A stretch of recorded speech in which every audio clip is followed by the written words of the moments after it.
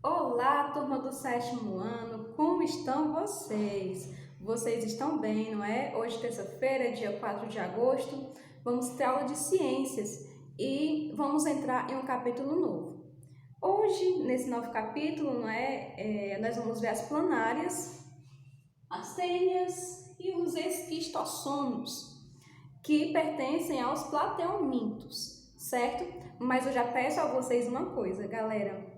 Não confundam os seres desse filo dos plateumintos com os protozoários, certo? São bem diferentes. E é muito comum as pessoas confundirem os protozoários. Lembram que a gente estudou protozoários? Pois é, a gente estudou protozoários juntamente com as algas. E os protozoários, eles podiam ser de vida livre ou podiam ser também, né, parasitas. O que também é bem parecido com os plateumintos, certo? Só que protozoários não são vermes, certo, galera? Vermes são os seres desse filo aqui, que a gente vai ver hoje, ok? Então, doenças como a esquistossomose, por exemplo, é causada por um verme, não é? Do filo dos plateumintos. Não tem nada a ver com protozoários. Assim como, por exemplo, a amebíase. A amebíase é um protozoário, certo? Não é um plateuminto. Então, por favor, vamos fazer o máximo possível para não confundir essas duas coisas, certo? Porque são muito parecidas mesmo. E vamos começar. Primeiro, no nosso capítulo, ele traz não só os plateumintos, mas também os nemateumintos, mas hoje nós vamos ver apenas os plateumintos, certo? O que são os plateumintos? Bom, uma característica comum a todos os plateumintos é que eles possuem corpo achatado, certo? E essa questão de possuir o corpo achatado é muito característica porque se a gente traduz essa palavra, plateuminto significa literalmente corpo achatado, ok? E como a gente está vendo, né, no livro da gente de ciências, a gente está falando agora dos animais, não é dos seres que fazem parte do reino animal. Desde que a gente começou a falar no conteúdo passado, não é, das esponjas, a gente está falando de animais, não somente de seres vivos. E o livro traz uma evolução. Ele está falando do animal menos evoluído para o mais evoluído. Então, o nosso animal que a gente vai estudar hoje, ele é um pouco mais evoluído do que a gente estudou anteriormente, que foram os quinidários, certo? Então, qual é a evolução que ele apresenta? O que ele tem a mais do que os outros animais que a gente já estava vendo? Bom, eles possuem simetria bilateral. O que é isso? O que é simetria bilateral? Simetria, vocês já sabem, não é? Que é quando eu traço um eixo em alguma coisa e eu tenho dois lados iguais, certo? Por exemplo, uma borboleta tem simetria bilateral. Quando eu passo uma reta, um eixo, exatamente no meio dela, um lado é exatamente igual ao outro, não é semelhante, na verdade. No nosso caso também, nós seres humanos, a gente traça um eixo aqui, ó, um lado é semelhante ao outro, não é? Isso também acontece com os plateumintos. Na verdade, isso começa a acontecer a partir deles, certo?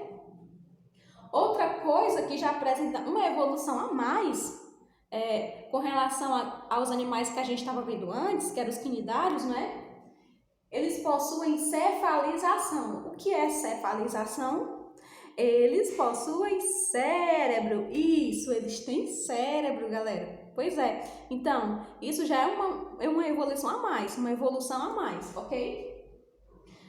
Aqui, com relação ao sistema digestório, galera, é um pouco complexo, porque os plateumintos, alguns deles possuem sistema digestório desenvolvido e outros não. O que acontece? Alguns possuem sistema digestório apenas com a abertura, o orifício da boca, né, entre aspas, que é o orifício por onde entra o alimento deles. Só que eles não possuem um outro orifício, não é, para liberar os dejetos depois. Ou seja, o mesmo orifício pelo qual eles ingerem o alimento, É o mesmo orifício pelo qual eles liberam os dejetos dessa alimentação, ok? Já tem outros plateumintos que têm sistema digestório desenvolvido, sim. Tem alguns que têm um orifício diferente, tanto para a boca, que é por onde entra essa alimentação, quanto um orifício também para a eliminação dos resíduos da alimentação, certo? E também tem outros plateumintos que têm um sistema digestório tão pouco evoluído que, na verdade, eles não possuem nem abertura para entrar a alimentação, nem para sair, de certa forma, certo? Na verdade, eles se alimentam pelos nutrientes do ambiente deles, certo? E a alimentação que eles fazem é absorvendo esses nutrientes através da pele, certo? Da epiderme, na verdade, certo? Então, ó, com relação ao sistema digestório, a gente acabou de ver, né, que é muito variado. Alguns plateumintos têm sistema digestório desenvolvido, outros têm sistema digestório mais ou menos desenvolvido e outros têm um sistema digestório que não tem evolução nenhuma, certo? Ok, outra coisa importante de falar sobre os plateumintos é que eles vivem em ambientes aquáticos ou úmidos, certo? Todos eles vivem em ambientes aquáticos ou úmidos. Perfeito? Vamos falar das planárias então, né? Vocês perceberam que a gente tem 3 exemplos, né? As planárias, as tênias e os esquistossomos, começando pelas planárias. Bom, com relação a elas, galera, elas não são parasitas pra gente, certo? Elas não parasitam, não costumam parasitar seres humanos, por quê? Porque elas vivem em brejos. Então, não é o habitat dela estar perto assim da gente, não. Então, dificilmente a gente já viu uma planária.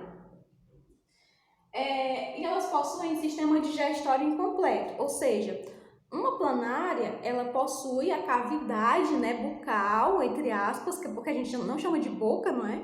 Cientificamente falando, a gente não chama isso de boca. E essa cavidade é por onde ela recebe, por onde ela se alimenta. Mas o orifício pelo qual ela libera esses dejetos da alimentação é também pelo que ela se alimenta, certo? Isso é semelhante a alguns quinidários, não é? Vocês lembram? Pois é. Então, o sistema digestório é incompleto. E elas podem ter 1,5 centímetros, certo? Ou seja, são mais ou menos desse tamanhozinho aqui. 1,5 centímetro é bem pequeno. Mas é visível a olho nu, não é? A gente falou tanto de alguns micro-organismos que não são visíveis a olho nu e agora a gente está falando de coisas que a gente pode ver, né? Essa régua aqui não tem graduação, mas é mais ou menos desse tamanhozinho aqui. Ok? Vamos lá. Vocês viram aqui meu desenho, né, de uma planária. Não sei se vocês já riram disso ou não. É bem tosco, né, esse desenho, na verdade. Mas vocês sabiam que ele está até bem parecido com uma planária? Isso. Aí você pode perguntar, tia, e esses 2 olhos, tá tão estranho, esquisito, né? Pois é, galera. As planárias, elas possuem um par de olhos. Olhos entre aspas, porque a gente não chama de olhos, chama de ocelos, no caso delas, certo? Pois é, elas possuem esse parzinho de olhos. Ah, então elas conseguem ver, tia? Elas não conseguem enxergar as coisas de forma como a gente enxerga. Esses olhos, ocelos, na verdade, só podem detectar claro e escuro, certo? Apenas claro e escuro é que eles conseguem ver. Perfeito? E com relação aos olhos, né, a gente pode pensar assim, e os outros sentidos? Tipo, visão, ela tem um pouco, não é tão evoluída, mas tem. Olfato, será que ela tem? Paladar, tato, será que ela tem? Galera, as planárias têm os outros sentidos também, só que são muito involuídos. Eles não são nada evoluídos, certo? São bem primitivos mesmo, ok? E com relação à reprodução, é muito importante falar da reprodução das planárias, certo? A reprodução delas pode acontecer de 2 formas, da forma sexuada e da forma assexuada, ok? Na forma assexuada, olha só que interessante, gente. A forma assexuada acontece como? Uma planária, ela pode ser partida no meio, você pode triturar ela e ela regenera. Isso lembra alguma coisa a vocês? As esponjas, não é? Ou seja, é a mesma capacidade que as esponjas têm. Se você tritura, se você rasga, se você dilacera uma esponja, ela volta, né, a se ligar, a se unir. No caso das planárias, quando você parte uma planária, mesmo que seja a cabeça dela, o que acontece? Esse corpo gera uma nova cabeça, nasce de novo. Certo? Então, essa é a forma de reprodução assexuada. Se você divide uma planária no meio, você vai ter agora duas planárias, certo? Porque cada uma vai se desenvolver novamente. Cada pedaço, cada parte vai se desenvolver novamente. Bem interessante, não é? Então, essa é a reprodução assexuada. E a reprodução sexuada? Bom, galera, vocês já sabem que todo tipo de reprodução sexuada é através do compartilhamento de material genético, não é? Pois é. Então, é dessa forma que acontece com as planárias. Mas eu tenho uma coisa muito importante para falar para vocês. As planárias são hermafroditas. Vocês sabem o que significa isso? Bom, galera, um animal hermafrodita, ele tem os dois sexos no mesmo indivíduo, no mesmo ser, ok? Ou seja, a planária, por ser hermafrodita, ela tem a capacidade de ser fêmea ou macho. Acho que assim tá bem claro. Tem tanto os órgãos, tem tanto uma genitália, na verdade, muito pouco desenvolvida, feminino como também masculino, ok? E através do compartilhamento do material genético com outra planáriazinha, elas conseguem conseguir se reproduzir da forma sexuada, perfeito? Perfeito! Agora vamos para as tênias. Vamos lá. As tênias eu acho que vocês conhecem mais, né? Nós todos talvez conhecemos melhor as tênias. Por quê? Provavelmente vocês já tenham ouvido falar sobre uma doença chamada teníase, né? Ou cisticercose. Pois é, galera. Então, as tênias também são conhecidas como solitárias. Essa palavra, quando eu era pequena, minha mãe falava bastante, não é? Nossa, come, come, come e não engorda. Tá com a solitária na barriga? Pois é, galera. Inclusive, também, quando eu era criança, as crianças, em geral, pegavam solitária demais, como se fosse... Era muito fácil pegar uma solitária. E a mãe da gente dava uns remedinhos para verme, pra gente tomar para matar essa solitária, certo? Pois é. Então, daí já dá para entender, não é, que diferentemente das planárias, as tênias são parasitas. Elas parasitam outros seres vivos, ok? E elas são em forma de fita. Olha só que bonitinha a minha tênia aqui. E olha só que interessante. Galera, elas podem chegar a 12 metros. 12 metros. Eu já ouvi relatos reais, né? De pessoas que tinham solitárias no corpo de mais de 8 metros. 8 metros, gente. Vocês têm noção que tamanho é esse? Essa sala aqui que eu estou, ela tem mais ou menos o tamanho de 5 metros de largura. Ou seja, se eu esticasse uma solitária, ela poderia dar umas 4 salas dessas ou mais. É muito grande, certo? Por elas ficarem bem enroladinhas, com uma fita, né? Bem enroladinhas, a gente não consegue perceber tanto esse tamanho. Ok? E sobre o ciclo de vida da solitária? Porque a gente não fala muito sobre a reprodução, né, das solitárias, porque é bem mais interessante a gente falar sobre o ciclo de vida. É muito mais... assim, ecologicamente falando, né, e com relação à saúde também, é bem mais importante a gente falar do ciclo. O que acontece com o ciclo de vida de uma tênia? Bom, galera, imaginem que um homem, um ser humano, está infectado não, né, porque não é um vírus, foi uma palavra errada, certo? Então, imagine que o homem está doente, está abrigando uma tênia, não é? E aí ele defeca em um local que não é apropriado para fazer esse tipo de coisa, ou seja, no solo, não é perto de um rio, perto de um lago, perto de uma criação de animais, certo? E o que vai acontecer? Esses animais que estão perto, né, de onde esse homem foi fazer isso, ele acaba se alimentando da pastagem, não é? Ou acaba bebendo a água do lago que está contaminada com as fezes dessa pessoa. E a partir daí vem o cisticerco, não é? Os ovos da solitária acabam entrando, não é? Pelo sistema digestório do animal, do boi, da vaca. E quando eles chegam no estômago, a larva, não é? Os ovinhos dela eclode, ou seja, abre, e a tênia começa a transitar no boi, na musculatura dele, certo?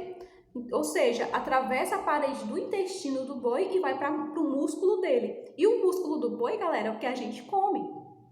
Portanto, quando uma pessoa vai, né, abate um animal e vai comercializar essa carne, e alguma outra pessoa, porventura, ingira essa carne, não é? Como essa carne de procedência duvidosa, ela vai ficar doente também, certo?